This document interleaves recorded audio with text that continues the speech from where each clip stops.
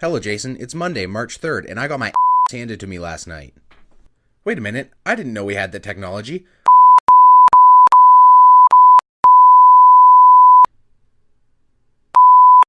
I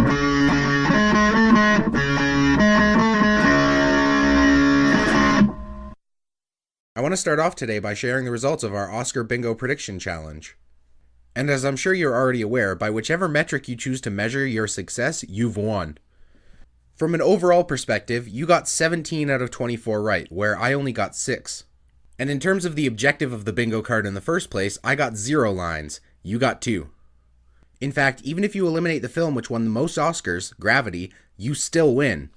So it is with a heavy heart that I humbly congratulate you on your victory. But before I accidentally enter into a rant on why I don't think Gravity counts as a good movie, I'm going to move on to some other things that happened during the Oscars. And I'm going to do this in the form of a top 5 favorite moments from last night's Oscar presentation. Number 5. My number 5 favorite moment from last night's Oscars happened during one of the song presentations. Specifically, the presentation from the song that you chose to win Best Original Song, Happy by Pharrell Williams. As I'm sure anyone who watched noticed, he got off the stage and started dancing with several of the actresses who were nominated for Best Actress. And in particular, I found the degree to which these actresses were willing to go along with his skit completely entertaining. Especially Meryl Streep, who, oddly enough, I think would probably be pretty game for that kind of thing. Number 4. My number 4 favorite moment was the acceptance speech given by Kristen Anderson Lopez and her husband Robert Lopez. During their acceptance speech for the award of Best Original Song, they managed to thank everyone they needed to and do it in rhyme.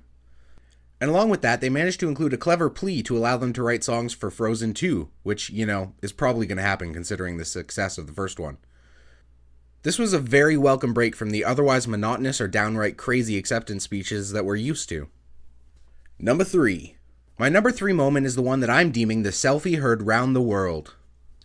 In one of her many seemingly improvised moments of the night, host Ellen DeGeneres wanted to take a selfie with Meryl Streep.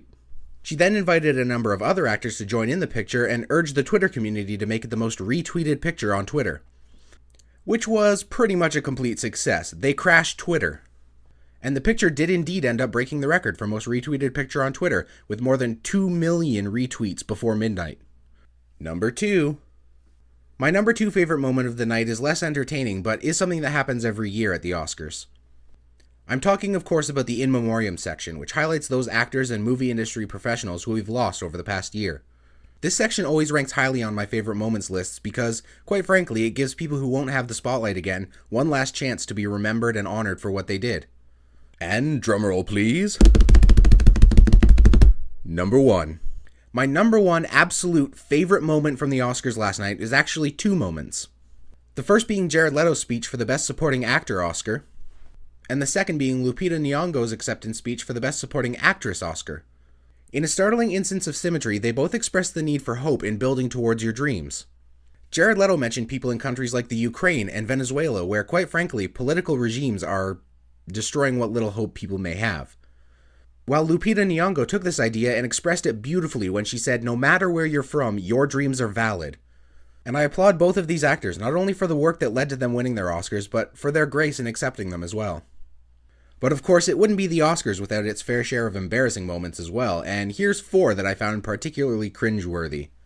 For anyone who watched, the first moment I'm going to mention needs only one name, Bill Murray. Oh, how the mighty have fallen. It wasn't just Bill Murray's unkempt hair and lackluster attitude that led to this embarrassing moment. He forgot what year it was.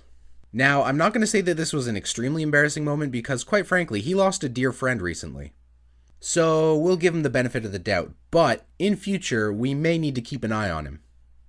The second moment involved notable Scientologist John Travolta. While presenting one of the songs for Best Original Song, he grossly mispronounced the singer's name. And I don't know how to tell you this, Mr. Travolta, but she's kind of a big deal.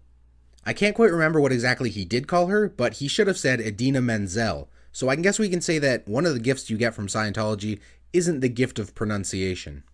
Though allegedly, when you reach level 5, you can walk through walls. The third embarrassing moment involves one of Ellen DeGeneres' improvised moments. And this would be the pizza incident.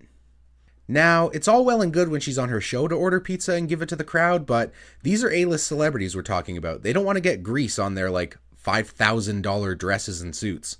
To make matters worse, they had her extend the joke by going around and attempting to collect money from these celebrities to pay for the pizza, allegedly.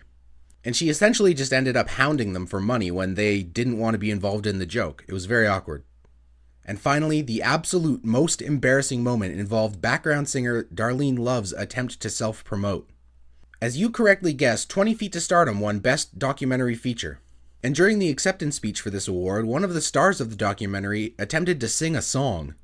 Quite frankly, all that happened was she came across as cocky, self-centered, and a little bit off-pitch a lot of the time. So I'm hoping that this is an indication that we won't be hearing too much more from her. And with that, without getting into a rant about why I think Gravity is more of an elaborate screensaver than a movie, I wash my hands of the Oscars. And congratulate you on your victory. Second, lastly, I have a little bit of progress to report on my running challenge. I ran 3 miles this weekend. But as it happens in Canada, the weather turned nasty again, so I probably won't be running again until it gets above 0. And that just leaves chess. So, queen from b2 to a2, which if I'm not mistaken puts you in check again.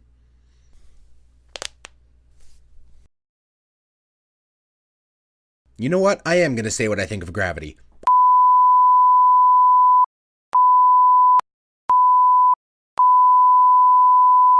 Sandra Bullock.